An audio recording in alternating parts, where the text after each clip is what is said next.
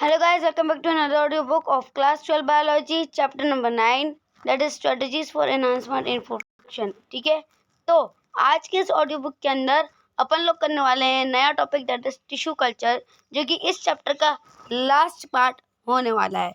ठीक है, और चलो इसको फिर स्टार्ट करते हैं एनसीईआरटी रीडिंग के साथ.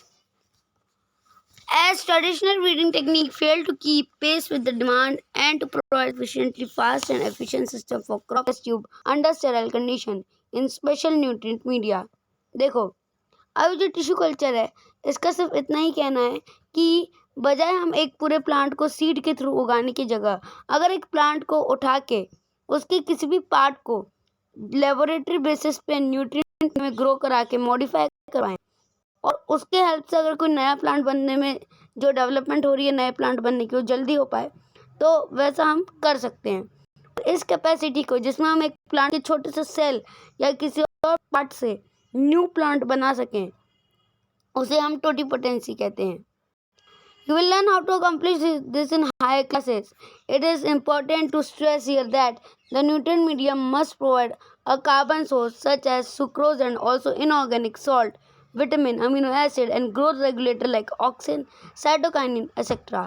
और अब ऐसा तो है नहीं कि तुम टेस्ट ट्यूब में डालोगे, पानी डालोगे, सॉल्ट डालोगे, किसी पार्ट को ग्रो करने के लिए उग जाएगा. भाई अगर ऐसा ही करना होता तो हम नॉर्मल सॉइल पे भी कर सकते थे, लेकिन हमने टिश्यू कल्चर क्यों चुना? क्योंकि उसमें हम उसके अंदर न्यूट्रिएंट मीडिया को एक्सटर्नली डाल सकते हैं. कई इंपॉर्टेंट ग्रोथ रेगुलेटर जैसे कि ऑक्सिन, साइटोकाइनिन, इन सब का भी एडिशन कर सकते हैं. By application of these method it is possible to achieve propagation of large number of plant in very short duration. This method of producing thousands of plants is identical to the original plant from which they were grown. They are somaclones. Many important food plants like tomato, banana, apple, etc. have been produced on commercial scale using this method. Try to visit a tissue culture laboratory with your teacher to better understand and appreciate the process.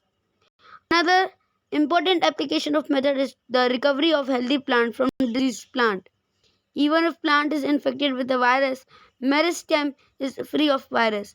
यानी कि जो apical और axillary meristem होती है किसी plant की, वो virus free रहती है. वायरस लीफ, रूट या फ्लावर ऑफ फ्रूट को ही इन्फेक्ट कर सकता है. Hence, one can remove the meristem and grow it in vitro to obtain virus-free plant. Scientists have succeeded in culturing meristem of banana, sugarcane, potato, etc. Scientists have even isolated single cell from plant and after digesting the cell wall have been able to isolate naked protoplast surrounded by plasma membrane. अब continue करते हैं. Another important application of method is the recovery of healthy plant. ये समझ में आ गया meristem से. Scientists have even isolated single cell from plant and after digesting the cell wall have been able to isolate naked protoplast. Isolated protoplast from two different varieties of plant, each having desirable character, can be fused to hybrid protoplast, which can be further grown to form a new plant. यानी कि एक plant के किसी एक particular part को हमने grow करा के दूसरे प्लांट के ग्रो पार्ट को टिश्यू कल्चर के हेल्प से ग्रो करा के दोनों को टिश्यू कल्चर के अलग अलग प्लांट के पार्ट से ग्रो करा के एक साथ फ्यूज करके हाइब्रिड बना के नया प्लांट प्रोड्यूस कर दिया. These hybrids are called somatic hybrid, while the process is called somatic hybridization. Imagine a situation when a protoplast of tomato is fused with the potato and then they are grown to form new hybrid plant combining tomato and potato characteristics. Well, this has been achieved.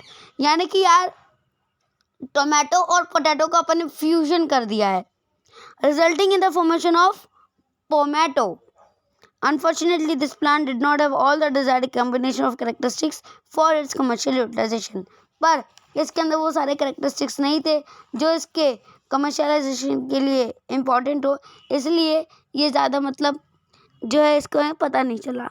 ठीक है, इसी के साथ हमारा ये chapter strategies for enhancement in food production खत्म होता है. आप मिलेंगे नेक्स्ट ऑडियो बुक में with a new topic, that is biotechnology principle and processes. Microbes and human welfare का वीडियो मैं अपलोड नहीं करूंगा क्योंकि वो चैप्टर सेल्फ रीडेबल है और सेल्फ अंडरस्टैंडेबल भी है.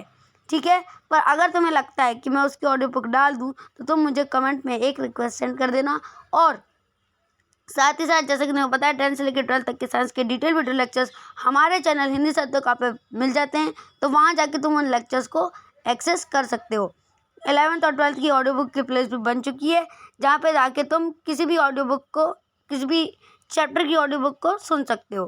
ठीक है, जैसे कि 11th की जो ऑडियो बुक की प्लेलिस्ट है उसमें कई चैप्टर्स डल चुके हैं मैक्स टू मैक्स, जैसे कि प्लांट किंगडम है, ठीक है, बायोलॉजिकल क्लासिफिकेशन है, उसके अलावा एनिमल किंगडम है, एनिमल किंगडम नहीं उसको डालना है, biological classification, plant kingdom, morphology of flowering plant, structural organisation animal, cell unit of life, biomolecules, human physio के सारे चैप्टर डल चुके हैं, body fluid, breathing, excretory product in the elimination, locomotion, movement and neural control and coordination.